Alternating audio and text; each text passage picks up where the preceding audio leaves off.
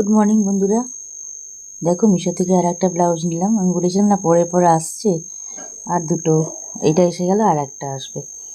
এটা আকাশি রঙেরটা নিলাম, এটা খুব সুন্দর কালারটা এসেছে। পরে এখনও দেখিনি, এই কালারটা দেখে খুব ভালো লাগলো। মানে যে কালারটা দিয়েছি ওই কালারটাই এসেছে, সেম কালারই এসে গেছে, কিন্তু সাইজে এই রকমই প্রতিবার আসছে তো, আর মানে বুঝতে পারছি এটা ঠিকঠাকই হবে, সুন্দর হবে, ফিটিংসটা ভালোই হবে। না পরেও আমি বুঝতেই পারছি ভালোই হবে। আজ পরে একবার দেখে নেবো। খুব সুন্দর সুন্দর ব্লাউজগুলো এসে গেছে। আমার কালকে আপলাইন দিদি এসেছিলো, ওই সব দেখালাম ব্লাউজগুলো, বলছে কি সুন্দর দেখতে হয়েছে গো, কোয়ালিটিও বেশ ভালো। তো হ্যাঁ, দোকানে এরকম ব্লাউজ পাবেও না, কোনো কথাই নেই। আর যদিও পাও অনেক দাম নিয়ে নেবে, অনেক দাম নিয়ে নেবে, পাবে না এরকম এতটা ভালো কোয়ালিটি। গুড ইভিনিং বন্ধুরা, দেখো চা হলো, 6:30 বাজে, চা হয়ে গেছে। এই যে চা আমি ঢেলেও নিলাম, নেওয়ার পর ঢাকা দিয়ে দিয়েছিলাম, আবার ঢাকাটা খুলে একবার দেখে দিলাম। এটা এখন নিলাম, আবার ওটা 8:30 নাগাদ খাবো। চা হয়ে গেল। এটা এখন আমার হাজব্যান্ড এখন বাড়িতে নেই, ও আসুক, আসলে তবে ওকে দেবো। শাশুড়ি মাকে দিয়ে আসি, আর এটা আমার চা নিয়ে এবার বসবো, চা খাবো আর একটু ভিডিও দেখবো বন্ধুদের। আমারটা নিয়ে চলে এসেছি ঘরে, চা খাই এখন আর বন্ধুদের ভিডিও দেখি।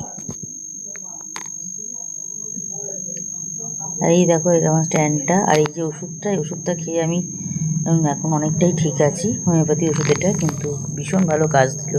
আমি অত টাকা আয়ুর্বেদা ওষুধ খেয়ে আমার কোনো কিছুই কাজ দেয়নি, কিন্তু এই ওষুধটা আর রিউমার্ট বলে আর একটা ওষুধ আছে, ওই দুটোতেই আমার কাজ হলো, খুব ভালো কাজ দিয়েছে।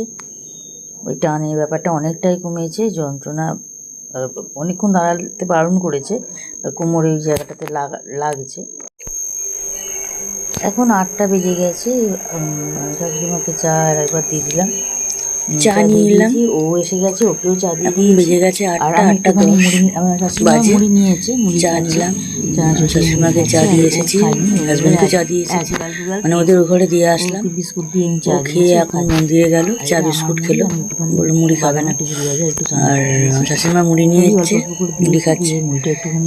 চা দিয়ে এসেছি, আর আমার চাটা চা নিয়ে এসেছি। আমি এখন চা খাই, মুড়ি তো খাই না, দেখো তোমরা। 8টা নয়, 8টা বেশি বেজে গেছে, 8:10।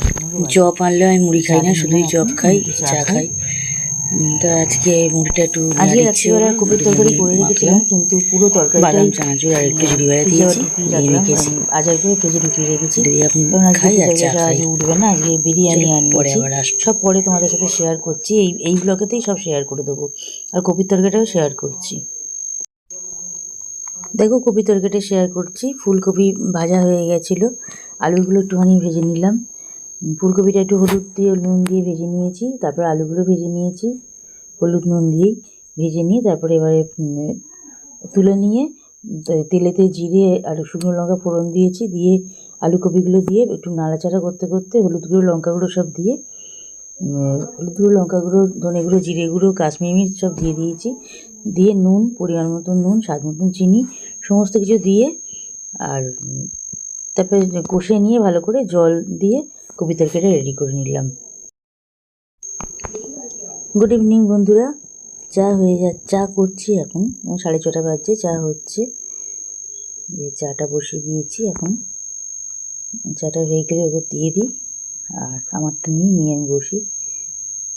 এই যে একমুখ চা হয়েছে, এখন চা চলবে, কারণ আমার আপলাইন দিদি আসবে, করে নিলাম তাড়াতাড়ি করে, ওই জন্য 6:30 আগেই করে নিয়েছি। এখন চা নিচ্ছি, আমার আর আমার শাশুড়ি মায়েরটা নিয়ে নিচ্ছি। তারপরে আমার হাজব্যান্ড আসছে, ও একটুখানি বেরিয়েছে, আর ওকে আমি চপটাও আনতে পাঠিয়েছি, চপ আনতে দিয়েছি, সবার জন্যই আনতে দিলাম। আমার আপলাইন দিদি আসবে, আমার হাজব্যান্ডের শাশুড়ি মায়ের, আর আমার ননদও আসবে, ওর জন্য দিলাম আনতে, সবার জন্যই আনতে দিয়েছি, নিয়ে আসছে। এখন আমাদের চা দুটো নিলাম, কারণ ওরা এখন বাড়িতে এখনও কেউ আসেনি। আমার আপলাইন দিদি আসবে 7টার সময়, টাইম আছে। ও 7টা বলেছে, 7টাতেই ঢুকবে। আর আমি গরম গরম চপটা আনতে বলেছি, একদম ফোন করে দিলাম, ও নিয়ে আসছে, আর ননদও এসে গেছে।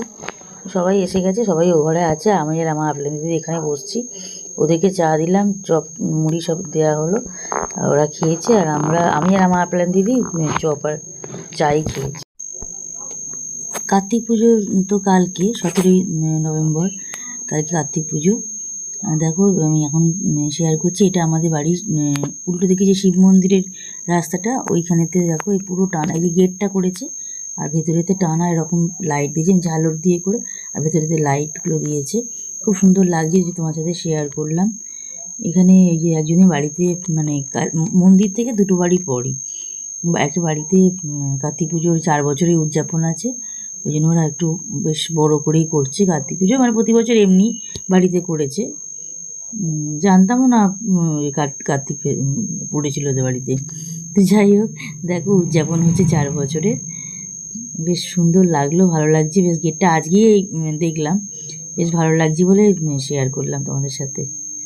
খুব সুন্দর লাগছে গেট, এই লাইটটা খুব সুন্দর দিয়েছে গেটে, আর ভেতরেতে এই যে ঝালর দিয়ে দিয়ে লাইটটা করেছে, ওটাও বেশ ভালো লাগছে।